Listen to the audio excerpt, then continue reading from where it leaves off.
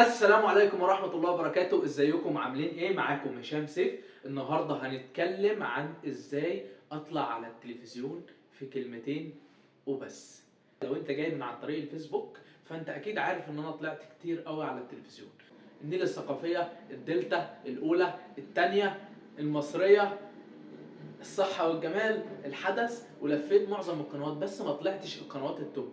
ليه بقى؟ عشان حاجتين مهمين جدا. القنوات التوب بتحب انك تكون حد مشهور. ليه؟ لان هي بالفعل عندها اعلانات وعندها مشاهدات كتير، فهي عايزة اللي هيقدم لها محتوى كويس او اللي هيحافظ على مدى ثبات المشاهدات بتاعتها. اما القنوات الفئة التانية فديت اللي هي خد وهات خد وهات، تمام؟ لا هي المشاهدات بتاعتها عالية جدا ولا هي المشاهدات بتاعتها واطية جدا. فبالتالي انت مثلا بتروح لاي معد او بتروح لاي وكالة اعلانية وبتقول له انا عاوز اطلع على التلفزيون، هيقول لك النص ساعة مثلا هتدفع مبلغ كذا، الساعة هتدفع مبلغ كذا، حلقة كاملة.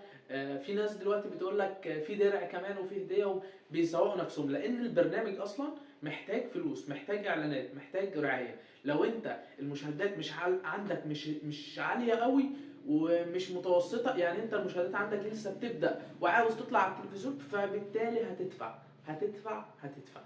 إنما لو أنت عندك ما بين البنين، لو المشاهدات مش عالية قوي ومش واطية قوي، فهي القنوات دي اللي هتقول لك تعالى انا محتاج حد في الحته دي. لان في برامج منها بتكون معاها راعي بس مش راعي كبير قوي، مش اعلانات اللي هي بتدفع مبالغ ضخمه جدا علشان تجيب حد مشهور.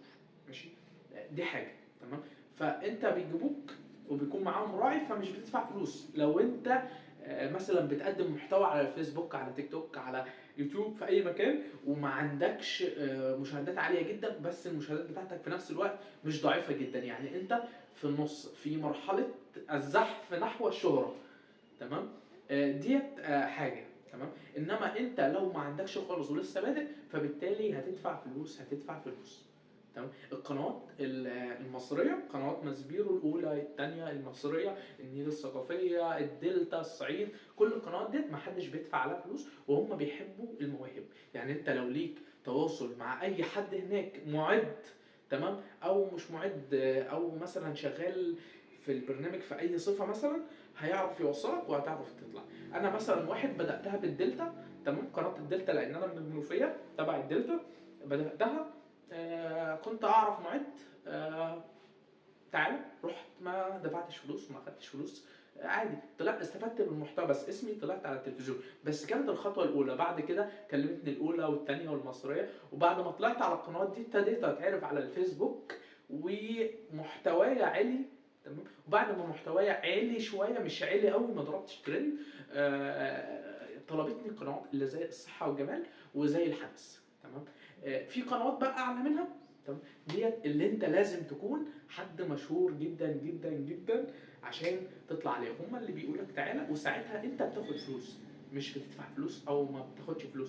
دي الفئه الثالثه اللي كنت بتكلم عليها النهارده. ودايما نصيحتي ليك، تمام، علشان في ناس بتقول لك انا بستنى الفرصه ولما تيجي همسك فيها قوي قوي قوي. لا، ما تستناش الفرصه لانها ممكن ما تجيش. تمام. الفرصه بتيجي للي بيسعى لها. اسعى وبدل الفرصه هيكون لك 1000 فرصه. شكرا.